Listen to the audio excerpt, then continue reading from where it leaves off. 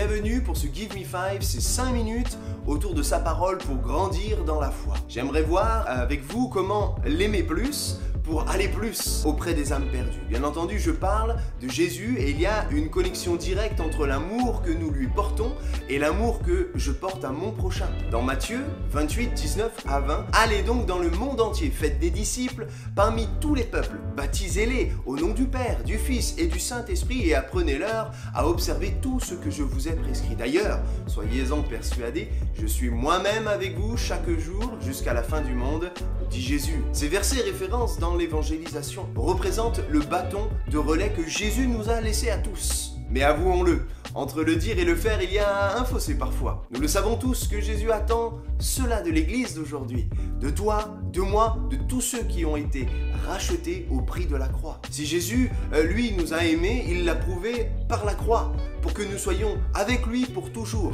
Il devait mourir pour toi et moi. Il a pardonné nos fautes, effacé notre dette. Enfin, pour tous ceux qui viennent repentants et demandant pardon au pied de la croix, source de vie, là où la mort a frappé. C'est ça la puissance de l'évangile. Le parfait meurt par amour pour tous les pécheurs que nous sommes. Revenons à ce texte de Matthieu. Il commence par aller. Aller, c'est avant tout un acte, une décision, une direction que nous devons prendre. Oui, le verbe aller en appelle à notre volonté. Regardons à Jésus, notre modèle par excellence. Acte 10, 38. Jésus allait de lieu en lieu, faisant du bien et guérissant tous ceux qui étaient sous l'empire du diable, car Dieu était avec lui. Pourquoi Jésus allait-il de lieu en lieu? Mais parce qu'il nous a tant aimés. Notre exemple, Jésus, nous montre que aller, c'est aimer. Regardons par sa parole encore plus loin, car Dieu a tant aimé le monde qu'il a donné son Fils unique, afin que quiconque croit en lui ne périsse point, mais qu'il ait la vie éternelle. Jean 3, 16.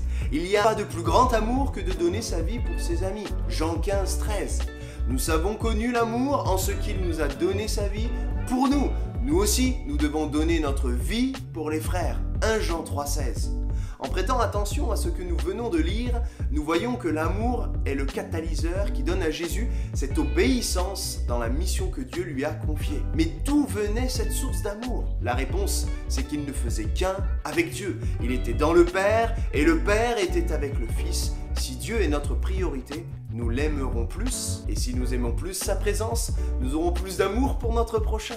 Mais comment ça se passe? C'est là où est toute la question. L'amour que nous avons pour quelqu'un nous poussera à passer du temps avec lui. Dans Acte 1:8, Jésus permet que le Saint-Esprit descende sur nous. Vous recevrez sa puissance et vous serez mes témoins à Jérusalem, dans toute la Judée, dans la Samarie et jusqu'au bout du monde. Mais comment recevoir cette puissance?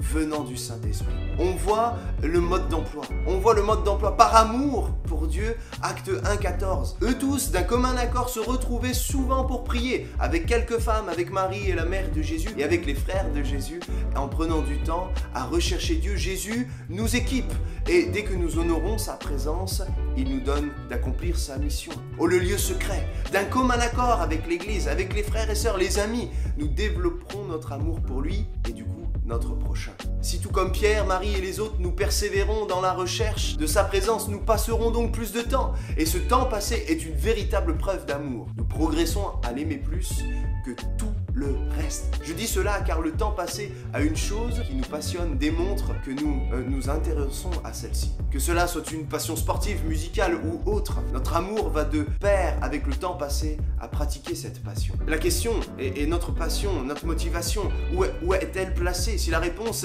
est en Dieu, alors je serai passionné par l'évangélisation et par le salut des âmes plus que par mon confort personnel. Si nous l'aimons, alors nous serons donc son intime, sa présence nous sera rendue et nous permettra d'être semblables à lui et de vivre des mêmes objectifs. Par voie de conséquence, aimer plus en revient à aimer plus notre prochain, pour enfin accomplir ce verset de 1 Jean 3, verset 16. Nous avons connu l'amour en ce qu'il nous a donné sa vie pour nous. Nous aussi, nous devons donner notre vie pour ceux qu'on aime et pour toute l'humanité. Se donner, c'est aimer. Aimer, c'est aller. Donc si tu veux aller, faudra donner ta vie pour la mission qui nous est commune. Soyez bénis. À très vite avec le Summer Concept. N'hésitez pas et n'hésite pas à nous suivre sur les différents réseaux sociaux, Insta, Facebook, YouTube. Nous allons arriver avec du lourd et du très lourd. Reste connecté. À très vite.